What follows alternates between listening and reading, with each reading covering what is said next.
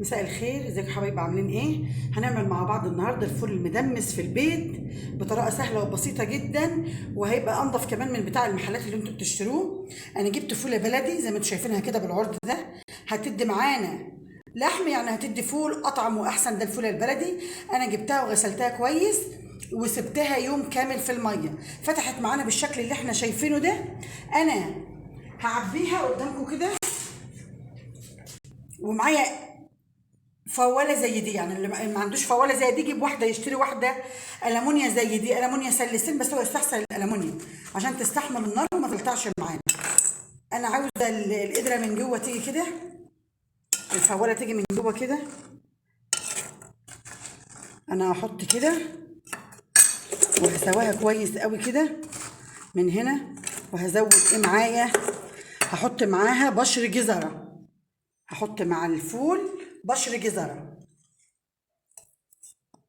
رق زي ما انتوا شايفين كده، وهرجع اكمل تاني. اكمل تاني الفول،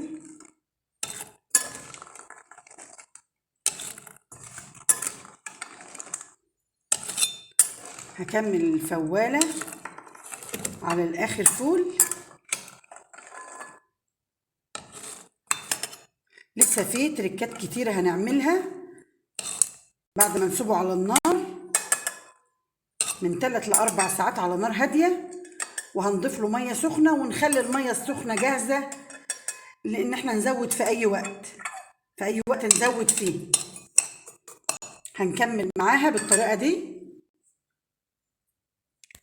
انا هحط اخر مكون عندي وهو العدس، معلقة كبيرة من العدس على وشها كده، معلقة كبيرة من العدس. واخر حاجة انا هحطها فيه حباية الطماطم دي. هنروح على النار نضيف مية سخنة واوريكم هنعمل ايه. المية السخنة معايا بتغلي، هنزلها بشوش كده لغاية ما املي الفولة معايا كده. اتملت اهي كده، اتملت معايا وبتغلي اهي، عشان حاطة مية بتغلي كده. انا هغطيها بس مش هقفل عليها قوي كده اهو. شوفي لسه بتغلي، غلت معايا ازاي عشان حاطه ميه سخنه. انا هخلي الغطا موارب بالطريقه دي، هسيبها على نار هاديه على العين الصغيره خالص، هسيبها 4 ساعات، 3 ساعات ونص هفتح عليها، وكل نص ساعه هفتح، وكل ما الاقي الميه قلت ازود ميه سخنه تاني. هتابع معاكم لحظه بلحظه.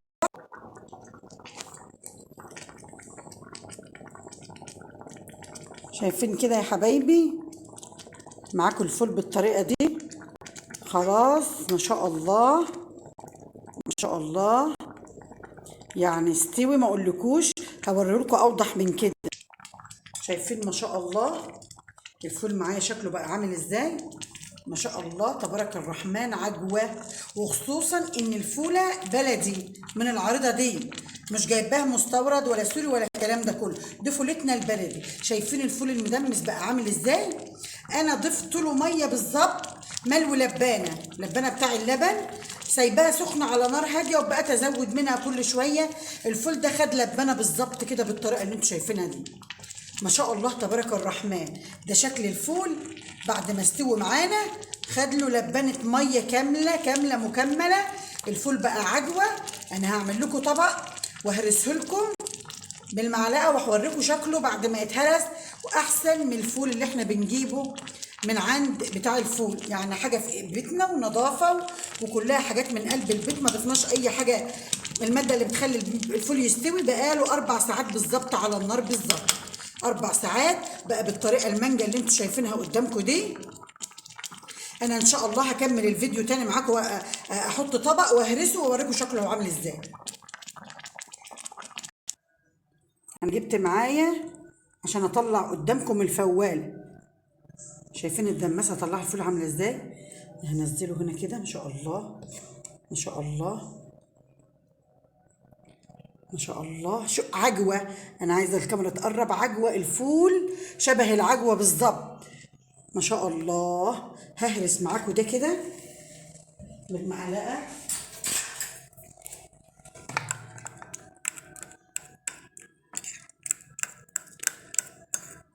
فول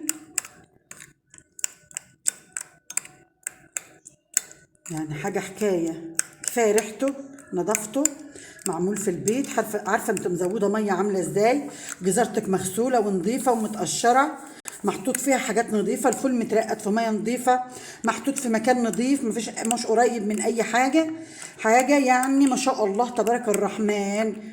ده يدوب عليه شوية زيت زيتون، معلقة طحينة، شوية ملح وفلفل، وألف هنا وألف شفا على قلب الله ياكل. شايفة شوية هرس بسيط بقى عامل زي المربى.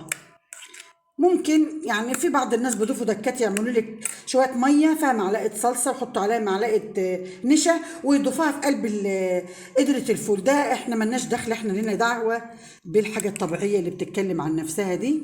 ما شاء الله ما شاء الله تبارك الرحمن، يعني حاجه روعه، حاجه فوق الروعه. ده الفول بعد ما اتهرس،